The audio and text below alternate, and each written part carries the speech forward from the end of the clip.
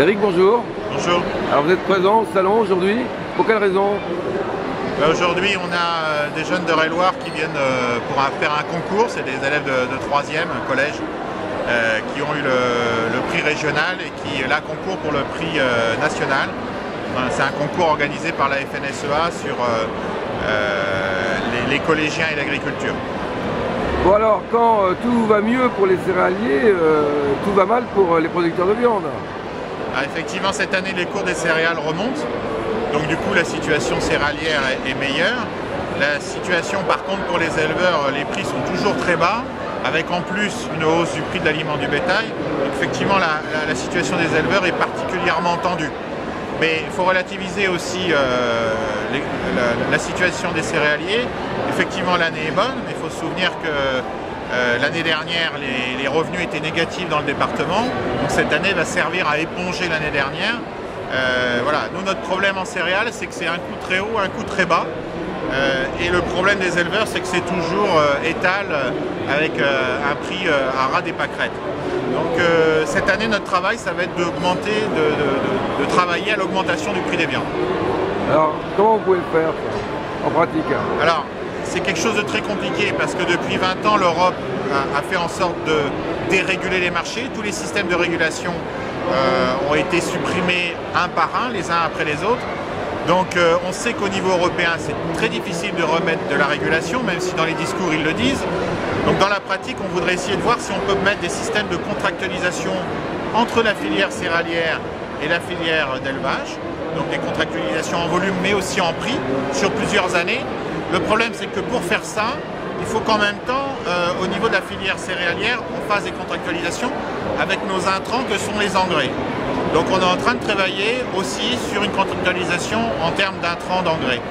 Mais une fois qu'on aura contractualisé avec les éleveurs, eux, vont devoir contractualiser avec les abattoirs, qui vont ensuite, eux, devoir contractualiser aussi avec les industries agroalimentaires et au final avec la grande distribution. C'est un peu compliqué quand même. Donc c'est très compliqué. Ça fait partie du faisable, ça.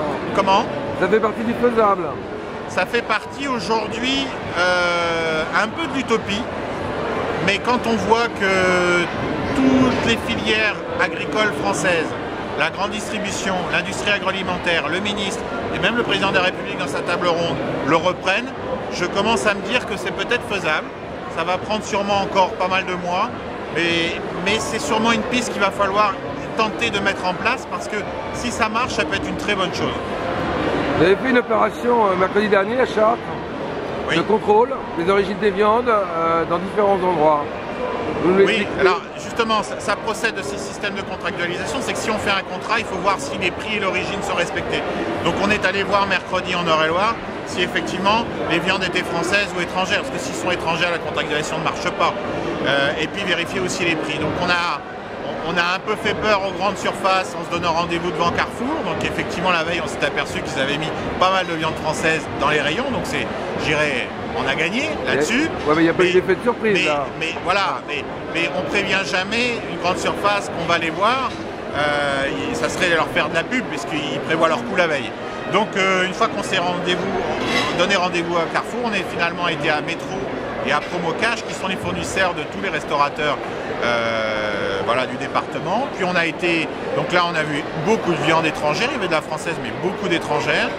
Et puis ensuite on est allé à la restauration collective du bassin chartrain, il y a 5000 repas. Quand vous parlez étrangère, les origines polonaises, ouais. Allemandes, italiennes, néerlandaises. Et puis dans l'autre, on a vu aussi venant aussi d'Argentine. Voilà. D'accord. Je vous laisse continuer donc. Alors ensuite, on a été à restauration collective du bassin chartrain, où là, on a eu l'agréable surprise de voir que toute la viande était française, nous démontrant que c'est possible de nourrir des crèches, des restaurations scolaires, des restaurations aussi pour les personnes âgées avec de la viande française de qualité. 5000 repas par jour, c'est pas rien, donc oui. Voilà, on était contents. Et puis après, on est allé à la cité administrative, restauration de l'ensemble des fonctionnaires du département situé à Chartres. Et là, pas une seule viande n'était française. Elles étaient italiennes, elles étaient espagnoles, mais rien de français. Donc c'est la Sodexo qui a contractualisé avec la préfecture. Je sais que la préfecture a déclaré que ils étaient en train de renégocier leur contrat avec la Sodexo et qu'ils allaient essayer de voir s'ils pouvaient mettre un critère de proximité, ce qui nous paraît une excellente chose.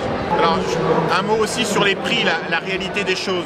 Il faut savoir que, par exemple, en céréales, les prix, on dit qu'ils sont très élevés en ce moment, mais c'est exactement les mêmes qu'en 1985. C'est-à-dire que depuis, ça fait 30 ans maintenant, 25 ans, les prix, en fait, sont les mêmes. Alors, on a des hauts, on a des bas, mais on n'est pas plus élevé qu'il y a 25 ans.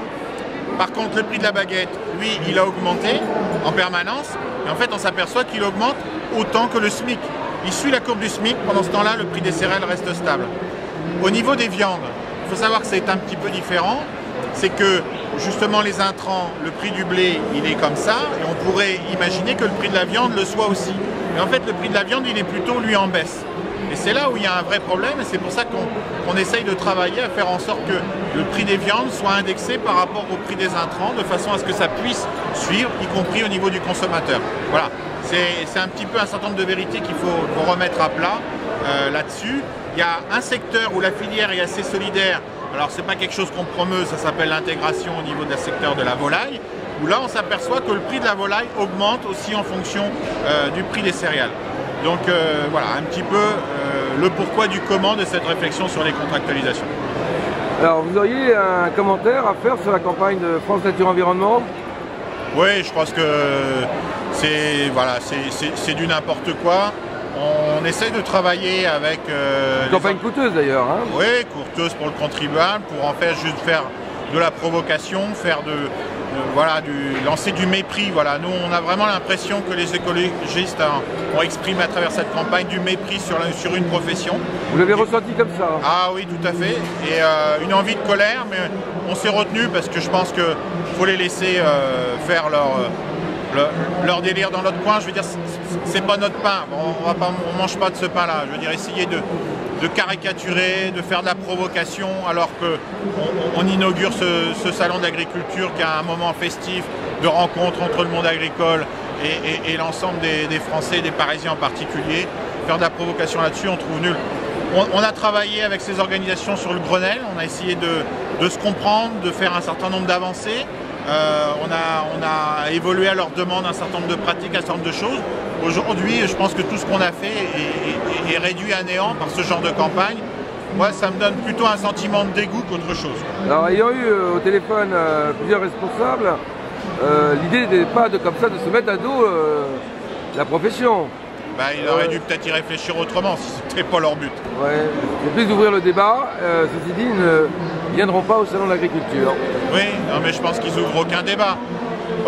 J'ai le sentiment que la FNE, au milieu de tous les ONG, a un problème de reconnaissance. Ils ont voulu faire beaucoup de bruit à la veille des élections pour être sûr qu'ils ne soient pas oubliés dans ce débat électoraliste qui n'a rien à voir avec l'agriculture.